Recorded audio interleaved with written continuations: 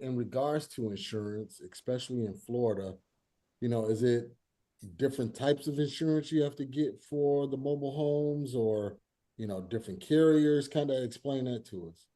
You say especially in Florida because we're a problem. Yeah. Uh, Florida and California, always yeah, problems in when it comes to insurance. Louisiana, New Orleans, they Yeah. are too. So yes, it is a challenge. Florida is a challenge. Just let's go bigger picture. Florida's a challenge in all of insurance. All insurance, doesn't matter what the structure is. They have cleared up a lot of that.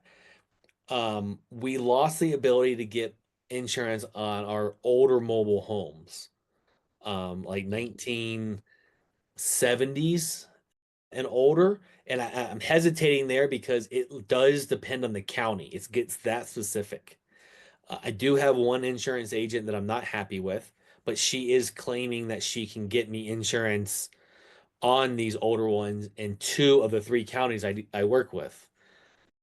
So there's apparently some options out there. I think it's going to start coming back, but we get liability insurance on everything. So insurance, if you trip and fall and sue me, that is personally my bigger concern than a tree Mhm. going, a limb going through it. I can fix that usually pretty quick, cheaper than dealing with all the insurance. So but I sleep well at night with that. So personally, let me wrap this up. We self-insure a majority of our portfolio, over half of it. Self-insured does mean I have liability insurance. I Okay. like liability insurance. That's the one for me that I sleep well at night. Other properties, I'm now looking at them depending on how much I'm going to pay, just my percentage of my portfolio, that I'm going to get a 4-point inspection. It's going to need a pass of regular 4-point inspection so that I can get insurance.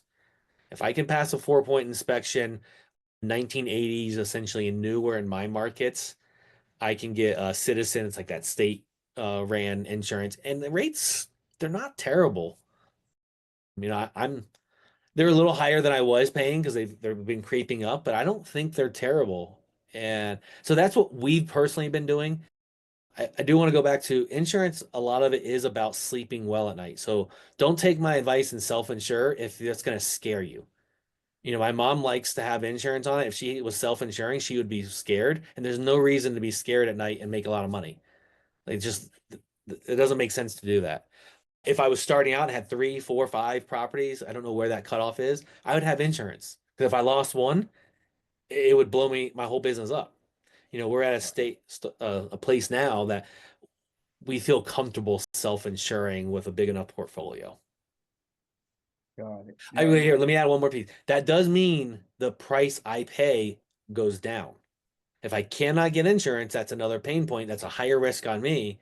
That means I cannot pay as much.